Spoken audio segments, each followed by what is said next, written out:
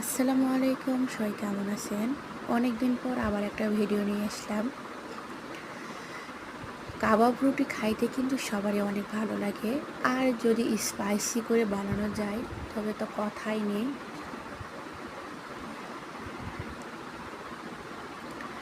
এই মাংসের কাবাবটা কিন্তু আমি তৈরি করেছি ঘরোয়া মশলা দিয়েই। আর মশলার গ্রেভিটাকে যে এত মজা হয়েছিল, খাইতে অসাধারণ হয়েছিল। আর নানগুলো যে এত সফট হয়েছিল, এক কথায় অসাধারণ হয়েছে। আর এখানে আমি পুরা রুটিতে মিউনিস দিয়ে দেবো ভালো করে মেখে। এরপর দিয়ে দেবো টমেটো সস।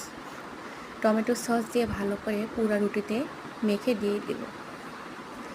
আর আগের থেকে তৈরি করা কাবাবগুলো রুটির উপর ভালো করে দিয়ে দেব।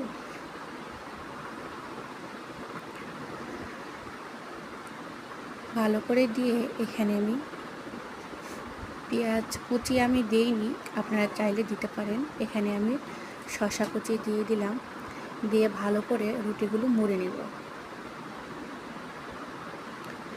এরপর আমি দ্বিতীয়টা তৈরি করলাম। প্রায় 3টার মতো এখানে রুটি আছে, আমি 3টায় পাম্প তৈরি করব। আর দেখতে যেরকম অসাধারণ লাগতেছে, খেতেও কিন্তু অনেক মজা হয়েছে। আমার কিন্তু এইভাবে রোল বানিয়ে খাইতে কিন্তু অনেক ভালো লাগে, এক কথায় অসাধারণ লাগে। আর এটার কিন্তু স্বাদ একদম নান, চাপ আর নানের মতো স্বাদ, যেরকম চাপের যেরকম স্বাদ প্রায় এরকম, এটাও এরকম স্বাদ। খাইতে যে এত অসাধারণ হয়েছে দেখছেন, একদম স্পাইসি, দেখতে অসাধারণ লাগতেছে। আমার কিন্তু অনেক ভালো লাগে খাইতে। তো আমি এখানে প্রায় প্লেটে সাজিয়ে নিয়েছি। দেখতে যে এত অসাধারণ লাগতেছে।